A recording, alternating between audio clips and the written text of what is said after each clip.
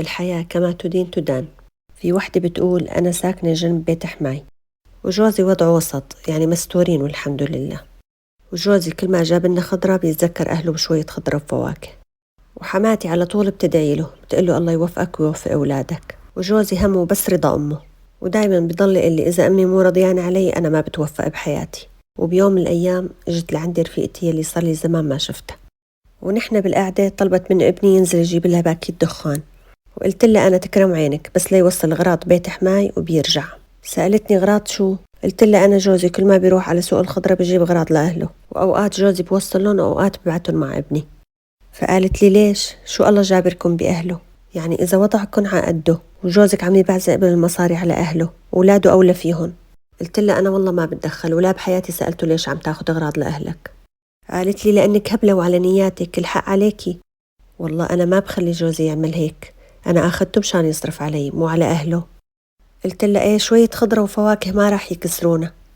قالت لي إيه لا حبيبتي بيكسروا، ألف من هون وألفين من هنيك، احسبيها قديش بيصرف جوزك عليهم مصاري.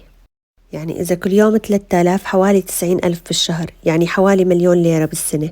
حبيبتي هدول بيجيبولك خاتم ذهب. قلت لها أنت عم تحكي هيك وجوزك معه مصاري والله رازقه. قالت لي إيه معه مصاري لأنه أنا ما بخليه بعزق مصرياته وين من كان. هون أنا صفنت وفكرت بحكيها، حسيت كلامها مزبوط وإنه هالمصاري يلي عم يعطيها لأهله أنا وولادي أحق فيها. وبعد شوي رن جرس الباب وإجا ابني وسلم على رفيقتي. قلت له لابني الله يعطيك العافية شكلك تعبان. قال لي إيه والله يا ماما لأنه طلعت جرة الغاز لستي. وقال لي بتعرفي يا ماما منيح اللي بيت ستي قريب علينا، قررت بس أتجوز أخذ لك بيت جنبي. رفيقتي قالت له كل هالقد بتحب أمك؟ قام قال لها ابني ايه أكيد بحبها، بس مشان بكرة إذا جبت خضرة وفواكه لأمي ولادي ما يتعبوا وهن رايحين جايين لعندها، ومشان إذا اعتازت شي أو بدها شي يكون البيت قريب ودغري يجيب لها إياه. طلعت برفيقتي وحسيت وشها صار أشكال وألوان، وما عاد حكت ولا كلمة لأنه جاه الرد القاتل من ابني. وقلت لها لرفيقتي شفتي ليش أنا ساكتة؟ لأنه ما بضيع عند ربنا شي، والشي اللي بنعمله رح يردونا إياه أولادنا، ويلي ما في خير لأمه ما في خير لأي إنسان.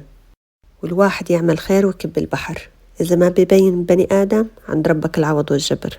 في كتير أولاد بس يتجوزوا بينسوا أهاليهم مع الأسف، يعني مازال الواحد الله عاطيه ليش ما يساعد أهله. بيقولوا الزوجة هي اللي بتأسي وهي اللي بتحنن، وأنا بقول السيف من السياف. شو رأيكم أنتو صبايا، في منه الحكي ولا لا؟